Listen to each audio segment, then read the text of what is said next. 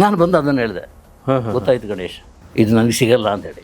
ಬೀಡಿ ಇಲ್ಲಿ ಸಿಗ್ತಾ ಇದೆ, ಅದ್ಭುತ ಬರಹಗಾರ, ಬೇಕೇ ಬೇಕು ನಂಗೆ ಸ್ಟಾಫು, ಇಲ್ಲದ್ರೆ ಕಷ್ಟ ಆಗುತ್ತೆ ಅಂತ ಕರೆಸಿ ರವಿ ಬೆಳಗೆರೆ ಅಂತೇಳಿ.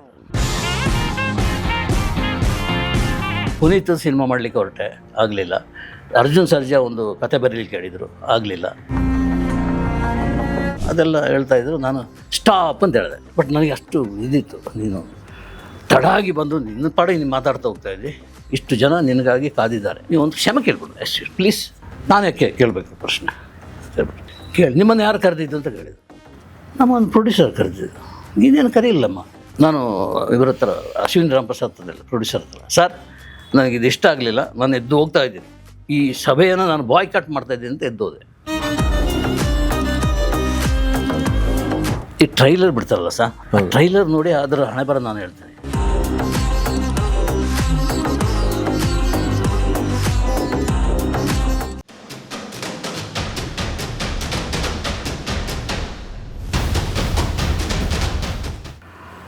ನಾನು ಗಾಬರಿ ಆಯಿತು.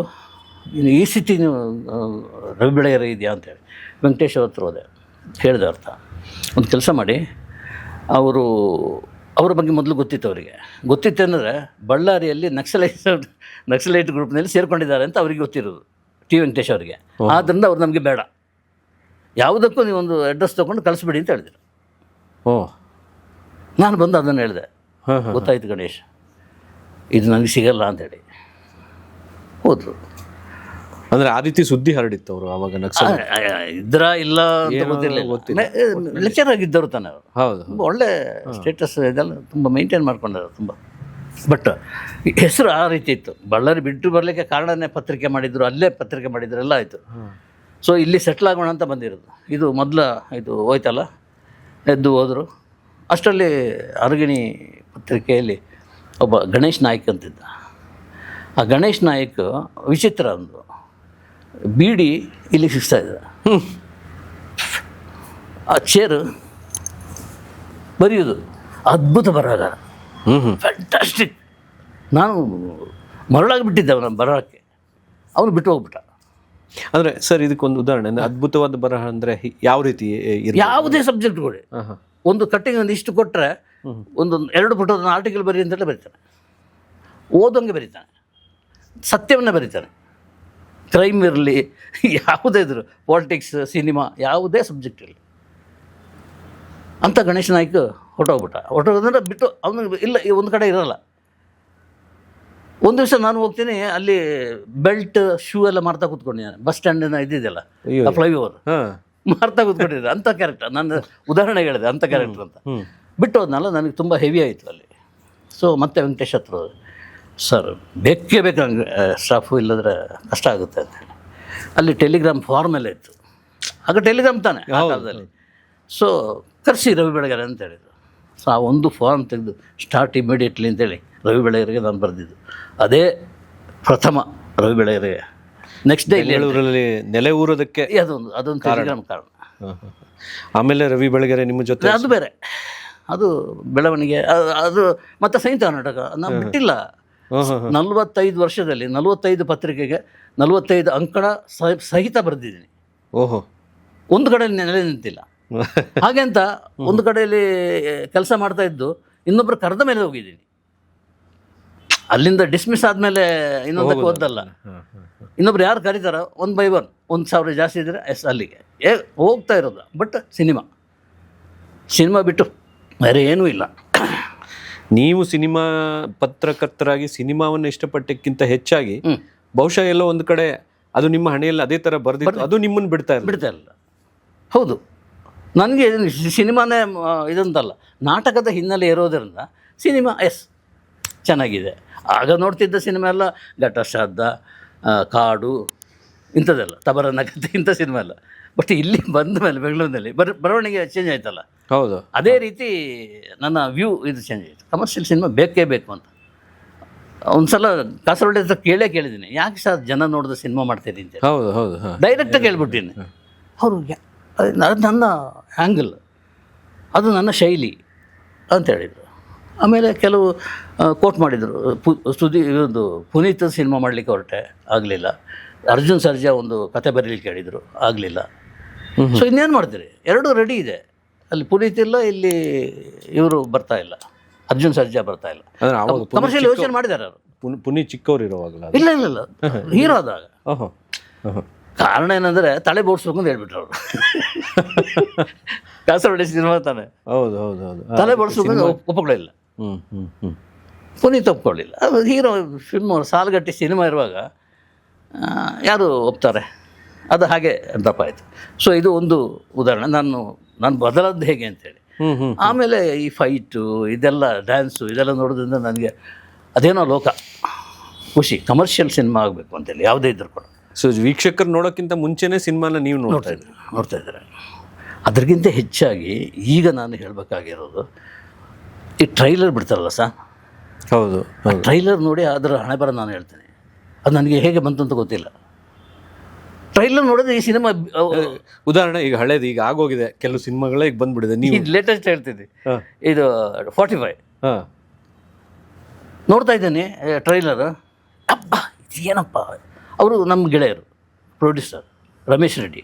ತಕ್ಷಣ ಫೋನ್ ಹೊಡೆದೆ, ಸರ್ ಏನೋ ನೆಗೆಟಿವ್ ಮಾತಾಡ್ಲಿಕ್ಕೆ ಹೊರಟೆ. ಅವರು ಇಲ್ಲ ಇಲ್ಲ ಇಲ್ಲ, ನಾನು ಆಮೇಲೆ ಇದು ಮಾತಾಡೋದು, ನನಗೆ ಖುಷಿಯಾಗಿದೆ ಸಿನಿಮಾ ಅಂತ ಹೇಳಿದ್ರು. ಅಂದರೆ ರಿಲೀಸ್ ಆಗೋ ಮೊದಲು. ಆವಾಗಲೇ ಹೇಳಲಿಕ್ಕೆ ಹೊರಟೆ, ಸಿನಿಮಾ ಓಡಲ್ಲ, 120 ಕೋಟಿ ಹಾಕಿದೆ ಅಂತ ಹೇಳಿದರೆ ಹೆಂಗಾಗ್ಬೋದು. ಬಟ್ ನನಗೆ ಅನಿಸಿದ್ರೆ ನಾನು ಹೇಳಲೇಬೇಕು ಅಂತೇಳಿ ಇವತ್ತಿನವರೆಗೆ ಹೇಳಿದ್ರೆ ನಾನು ಹೀಗೆ ಹೇಳ್ತಾ ಇದ್ದೇನೆ ಅಷ್ಟೇ. ಅದೊಂದು ಇದು ನನಗಿದೆ, ಹೇಗೋ ಬಂತು. ಟ್ರೈಲರ್ ನೋಡಿ ಸಿನಿಮಾ ಹೇಗಿದೆ ಅಂತ ಹೇಳ್ತೀನಿ. ಟ್ರೈಲರ್ ನೋಡಿ ಯಾವ್ದಾದ್ರು ಗೆದ್ದಿರುವಂಥ ಸಿನಿಮಾ ಯಾವ್ದಾದ್ರು ನೀವು? ಇದೆ, ಮುಂಗಾರು ಮಳೆ,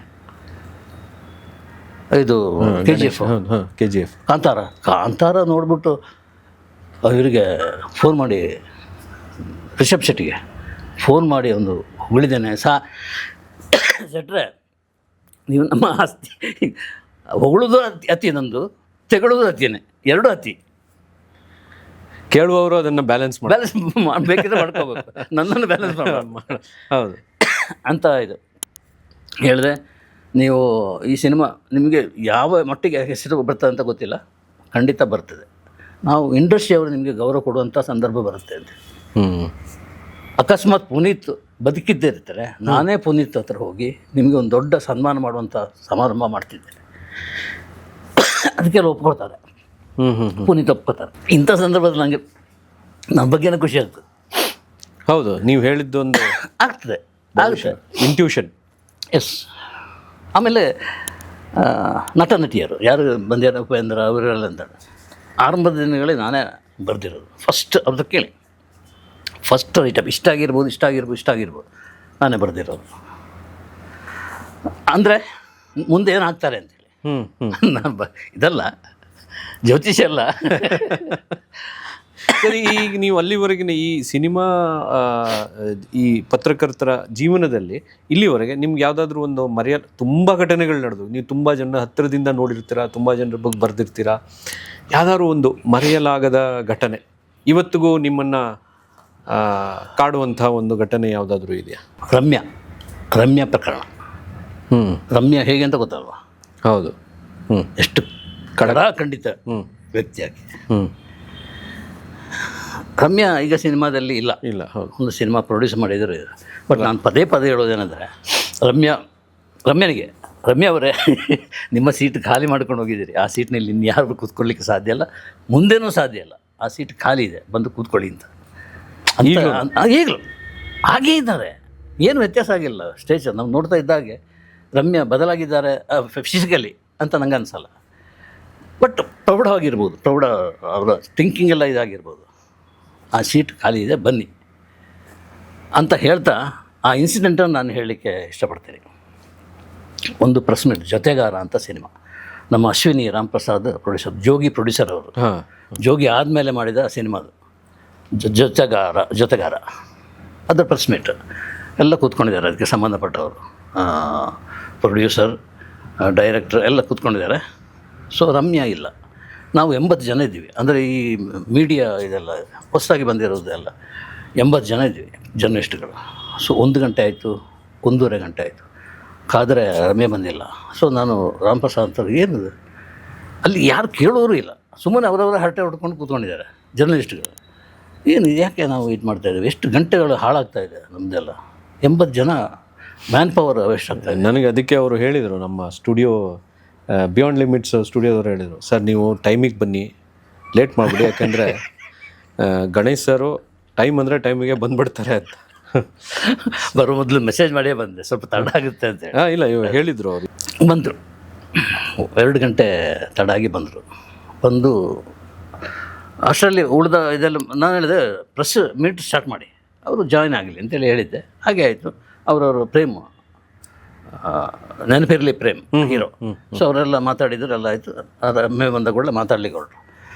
ಮಾತು ಸುಮ್ಮನೆ ಸಿನಿಮಾ ಪಾತ್ರ ಅದು ಡಿಫರೆಂಟ್, ಭಿನ್ನವಾಗಿದೆ, ಅದು ಮಾಮೂಲಿ ಪದಗಳು ಅದೆಲ್ಲ ಹೇಳ್ತಾಯಿದ್ರು. ನಾನು ಸ್ಟಾಪ್ ಅಂತ ಹೇಳಿದೆ. ಎಲ್ಲ ನನ್ನ ಕಡೆ ಕ್ಯಾಮರಾ ಸಮೇತ ಎಲ್ಲ ನಿಮ್ಮ ಕಡೆ ಫೋಕಸ್. ಹೌದು, ಫೋಕಸ್ ಆಯಿತು. ಅದಕ್ಕಾಗಿ ಮಾಡಿದ್ದಲ್ಲ, ಬಟ್ ನನಗೆ ಅಷ್ಟು ಇದಿತ್ತು. ನೀನು ತಡ ಆಗಿ ಬಂದು ನಿನ್ನ ಪಾಡಿಗೆ ನೀನು ಮಾತಾಡ್ತಾ ಹೋಗ್ತಾ ಇದ್ದಿ, ಇಷ್ಟು ಜನ ನಿನಗಾಗಿ ಕಾದಿದ್ದಾರೆ, ಕ್ಷಮೆ ಕೇಳಬೇಕು. ಹೌದೌದು, ಕಾದಿದ್ದಾರೆ, ನೀವು ಒಂದು ಕ್ಷಮೆ ಕೇಳ್ಬಿಡು, ಪ್ಲೀಸ್ ಎಕ್ಸ್ಕ್ಯೂಸ್ ಮೀ ಅಂತೇಳಿ ಒಂದು ಮಾತು ಹೇಳಿ ಮುಂದುವರ್ಸು. ನಾನು ಯಾಕೆ ಕೇಳಬೇಕು ಪ್ರಶ್ನೆ ಹೇಳ್ಬಿಟ್ಟು, ಕೇಳಬೇಕು, ನಮ್ಮನ್ನು ಕಾಯಿಸಿದ್ದೀರಿ, ನಮ್ಮನ್ನು ಅವಮಾನ ಮಾಡಿದ್ದೀರಿ, ಕೇಳಿ ನಿಮ್ಮನ್ನು ಯಾರು ಕರೆದಿದ್ದು ಅಂತ ಕೇಳಿದ್ರು. ನಮ್ಮನ್ನು ಪ್ರೊಡ್ಯೂಸರ್ ಕರೆದಿದ್ದು, ನೀನೇನು ಕರೀಲ್ಲಮ್ಮ. ಸ್ವಲ್ಪ ಆವೇಶದಲ್ಲಿ ಮಾತಾಡೋದು ಏಕವಚನ ಆಟೋಮೆಟಿಕ್ ಯಾರಿಗಾದರೂ ಬಂದುಬಿಡ್ತದೆ. ನೀನು ಕರೆದು ಬಂದಿದ್ದಲ್ಲ, ಪ್ರೊಡ್ಯೂಸರ್ ಅವರು ನನ್ನ ಸ್ನೇಹಿತರು, ಅವ್ರು ಕರೆದಿದ್ದಕ್ಕೆ ನಾನು ಬಂದಿದ್ದೀನಿ ಅಂತ ಹೇಳಿದೆ. ಅದು ಮಾತು ಮೇರೆ ಮೀರ್ತದು. ಕೆಲವು ಇಲ್ಲಿ ಹೇಳಬಾರ್ದು ಅನ್ನೋ ಮಾತುಗಳೆಲ್ಲ ನಮ್ಮಲ್ಲಿ ನಡೀತು.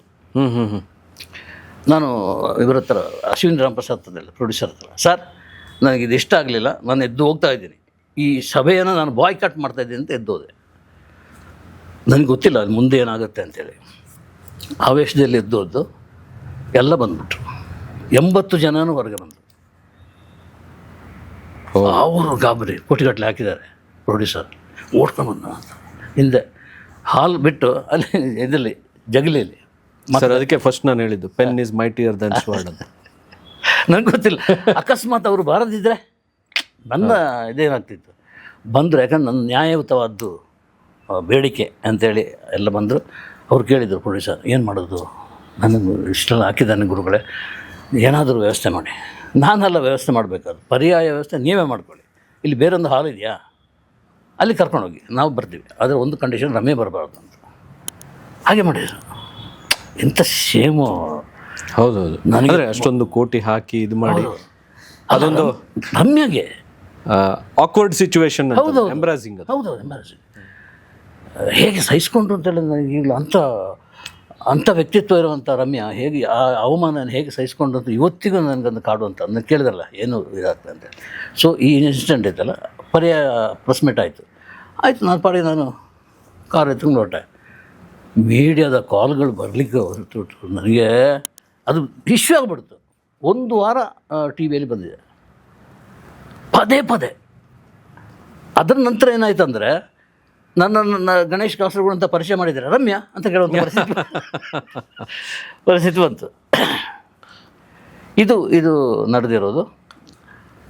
ಆಮೇಲೆ ರಮ್ಯಾ ಏನು ವ್ಯಕ್ತಿ ಅಂತೇಳಿ ನನಗೆ ಮನೆಗೆ ಹೋದ್ಮೇಲೆ ಯೋಚನೆ ಮಾಡಿದೆ, ನಾನು ಏನು ತಪ್ಪು ಮಾಡಿಬಿಟ್ನ ಅಂತ. ನನ್ನೊಳಗಿನ ಗೊಂದಲಗಳು ಫೈಟ್ ಮಾಡ್ತಾಯಿತ್ತು, ನಾನು ಮಾಡಿದ್ದು ಸರಿನಾ ತಪ್ಪಾ ಅಂತೇಳಿ.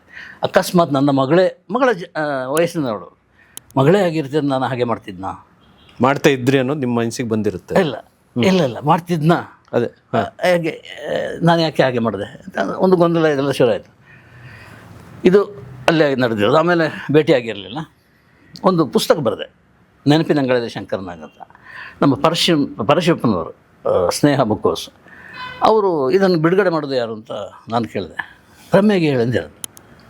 ರಮ್ಯನ ಕರೆಯೋದು ನಾನು ಸಾಧ್ಯನಾ? ಇದು ಅವ್ರು ಒಪ್ಕೊಳ್ತಾರ? ಸಾಧ್ಯನಾ? ಅವರು ಎದುರೇ ಫೋನ್ ಮಾಡೋದು, ಸುಮ್ಮನೆ ಬ್ಲ್ಯಾಂಕ್, ಅದೇನು ಯೋಚನೆ ಮಾಡಿದ್ರೆ ಫೋನ್ ಮಾಡೋದು. ರಮ್ಯಾ ಎತ್ಕೊಂಡ್ರು, ಸರ್ ಏನು ಸರ್, ಅಲ್ಲ ನಮ್ಮ ಒಂದು ಪುಸ್ತಕ ಬರೆದೇನು, ನೀವು ಬಿಡುಗಡೆ ಮಾಡಬೇಕು ಅಂತ. ಎಲ್ಲಿ ನಾನು ಮಾಡ್ತೀನಿ ಬಿಡುಗಡೆ ಮಾಡ್ತೀನಿ, ಎಲ್ಲಿ ಯಾವಾಗ ಬರಬೇಕು ಹೇಳಿ. ನೀವು ಫೋನ್ ಮಾಡಿದ್ದು ಅವ್ರು? ನಾನು ಫೋನ್ ಗಣೇಶ್ ಕಾಸರಗೋಡು ಅಂತೇಳಿ ಫೋನ್ ಮಾಡಿದ್ದು. ಆ ಸೌಜನ್ಯ ಅಂದರೆ ಅವರು ಅದು ಹಳೆಯದನ್ನೆಲ್ಲ ಎಲ್ಲ ಮರ್ತಿದಾರ ನನಗೆ ಹೇಳಲಿಕ್ಕೆ ಆಗಲ್ಲ. ಮರ್ತಿದ್ದಾರೆ. ಅದು ಮರೆಯೋದಂಗೆ ಅದು ಅವಮಾನ ಮರೆಯೋದಾಗೆ. ಸೊ ಬಂದರು, ಒಂದು ಕಡೆ ನಾವು ವ್ಯವಸ್ಥೆ ಮಾಡಿದ್ದು, ಅಲ್ಲಿ ಪುಸ್ತಕ ಬಿಡುಗಡೆ ಮಾಡಿದ್ದು. ನಮಗೊಂದು ಫೋಟೋ ಬೇಕಾಗಿತ್ತು, ರಮ್ಯ ಅದು ಬಿಡುಗಡೆ ಮಾಡಿದ್ದು ಅಂತ, ಒಂದು ಕಮರ್ಷಿಯಲ್ ಇದಕ್ಕೆ ಬೇಕಾಗಿ. ಅದಾಯಿತು. ಇನ್ನೊಂದು ಸಲ ಯಾರೋ ತೀರ್ಕೊಂಡು ಈ ಶ್ರದ್ಧಾಂಜಲಿ ಸಭೆ ಅಂತೇಳಿ ಶವವನ್ನು ಇಟ್ಕೊಂಡು ಅದಕ್ಕೆ ನಾನು ಹೋಗಿದ್ದೆ. ಹೋಗಿ ಒಂದು ಸೀಟಲ್ಲಿ ಕೂತ್ಕೊಂಡೆ, ನಮಸ್ಕಾರ ಎಲ್ಲ ಮಾಡಿ ಬಂದು ಅಷ್ಟರಲ್ಲಿ ರಮ್ಯ ಬಂದು ಸುತ್ತಾಕಿ ಬಂದು ನನ್ನ ಹತ್ರ ಬಂದರು. ಸರ್ ಹೇಗೆ ಹೋಗ್ತಾಯಿದ್ದೆ ಸರ್ ಪುಸ್ತಕ ಅಂತ ಹೇಳಿದ್ರು. ತುಂಬ ಚೆನ್ನಾಗ್ತದೆ ನಿಮ್ಮದು ಅಮೃತಾಸ್ತ ಅಂತ ಹೇಳಿದೆ. ಇನ್ನೊಂದು ಪುಸ್ತಕ ಬಿಡುಗಡೆ ಮಾಡಿದ್ರೆ ಕರೀತಿ ಸರ್ ನಾನು. ಅಷ್ಟು ಅಂದರೆ ಹಳೆದನ್ನೆಲ್ಲ ಮರೆತು ಅವರು ಆ ರೀತಿಯಾಗಿ. ಸರ್, ಅತ್ಯಂತ ಖುಷಿಯಾದಂಥ ಒಂದು ಘಟನೆ ಹೇಳಿ ನಿಮಗೆ. ಅದು ಪೊರ್ಕಿ ಸಿನಿಮಾ. ದರ್ಶನ್ ಅವರು ನನ್ನ ಜೊತೆ ಇರುವಷ್ಟು ಸಮಯ ನಾನು ಅವರನ್ನು ತುಂಬ ಚೆನ್ನಾಗಿ ನೋಡ್ಕೊಂಡಿದ್ದೇನೆ. ಅವರು ನನ್ನ ತುಂಬ ಚೆನ್ನಾಗಿ ಗೌರವ ಕೊಟ್ಟಿದ್ದಾರೆ. ದರ್ಶನ್ ಆಗ್ಬೋದಾ ಅಂತ ಕೇಳಿದೆ. ಟಕ್ಕ ನನಗೆ ಗೊತ್ತಿಲ್ಲ ದರ್ಶನ್ ಒಪ್ತಾರಾ ಬಿಡ್ತಾರ ನನಗೆ ಏನೂ ಐಡಿಯಾ ಇಲ್ಲ. ಆಗ್ಬೋದಾ ಹೀಗೆ ಇದು ಸಿನಿಮಾ ನಾವು ಮಾಡ್ತಾಯಿದ್ದೀವಿ, ಬಿಟ್ಬಿಡಿ. ಅದು 2 ಭಾಷೆಯಲ್ಲಿ ಸೂಪರ್ ಹಿಟ್ ಆದ ಸಿನಿಮಾ ನೀವು ಮಾಡ್ಲಿಕ್ಕೆ ಸಾಧ್ಯ ಇಲ್ಲ ಕನ್ನಡದಲ್ಲಿ. ಹೆಂಗೆ ದರ್ಶನ್ ನೋಡೋದು 2 ತಿಂಗಳಲ್ಲಿ ಶೂಟಿಂಗ್ ಮುಗಿಸ್ಕೊಟ್ಟಿದ್ದಾರೆ. ಯಾರಿಗೂ ಇಲ್ಲ 2 ತಿಂಗಳಲ್ಲಿ, 2 ವರ್ಷ ಅಲ್ಲ. ತುಂಬ ಜನ ನನ್ನ ಸಹಿಸ್ಕೊಂಡಿದ್ದಾರೆ. ಅಷ್ಟು ಹಿಂಸೆ ಕೊಟ್ಟಿದ್ದೀನಿ, ಅಷ್ಟು ನೋವು ಮಾಡಿದ್ದೀನಿ. ಅಂದರೆ ಎಲ್ಲ ಜರ್ನಲಿಸ್ಟಿಗೆ ಊಟಕ್ಕೆ ಕರೆದಿದ್ದು ಯಾರ ಮೂಲಕ? PRO ಮೂಲಕ. PRO ಮೆಸೇಜ್ ಮಾಡಿದರು, ವಿಷ್ಣುವರ್ಧನ್ ಊಟ ಕರೆದಿದ್ದಾರೆ, ಬನ್ನಿ ಪಾಲ್ಗೊಳ್ಳಿ ಅಂತೇಳಿ. ವೆಂಕಟೇಶಿಗೆ ತಕ್ಷಣ ನಾನು ಒಂದು ಫೋನ್ ಮಾಡಿದೆ. ವೆಂಕಟೇಶ್, ಇದು ನೀನು ಶೂಟಿಂಗ್ ಆದರೆ ಕರಿ, ಮುಹೂರ್ತ ಆದರೆ ಕರಿ, ಹಾಡು ರಿಲೀಸಿಂಗ್ ಆದರೆ ಕರಿ, ಇದರಲ್ಲೇ ಮೆಸೇಜ್ನಲ್ಲೇ ನಾವು ಬರ್ತೀವಿ, ಅದು ನಮ್ಮ ಪ್ರೊಫೆಷನ್. ಆದರೆ ಒಬ್ಬ ವ್ಯಕ್ತಿ ಮನೆಗೆ ಊಟಕ್ಕೆ ಕರೆಯುವಾಗ ನನ್ನನ್ನು ವೈಯಕ್ತಿಕವಾಗಿ ಕರಿಬೇಕು. ಹಾಂ, ಬರಲ್ಲ ಅಂತ ಹೇಳಿದೆ. ಫೋನ್ ಮಾಡಿ 5 ನಿಮಿಷ ಆಗಿದೆ, ನನಗೆ ವಿಷ್ಣುವರ್ಧನ್ ಫೋನ್ ಮಾಡಿದೆ. ಸರ್ ತಪ್ಪಾಗಿದೆ, ಗಣೇಶಿ ತಪ್ಪಾಗಿದೆ, ನಾನು ಮನೆಗೆ ಬರಬೇಕಾಗಿತ್ತು, ಈಗ ನಾಳೆನೇ ಇರೋದ್ರಿಂದ ನನಗೆ ಬರೋದು ಸಮಸ್ಯೆ ಆಗ್ತದೆ, ಕಾರು ಕೊಟ್ಟು ಕಳ್ಸೋಣ ನಾಳೆ, ದಯವಿಟ್ಟು ಮನೆಗೆ ಬಂದು ನನ್ನ ಜೊತೆ ಊಟ ಮಾಡಬೇಕು ನೀವು ಅಂತ ಹೇಳಿ. ಸಾಕಾಯ್ತು.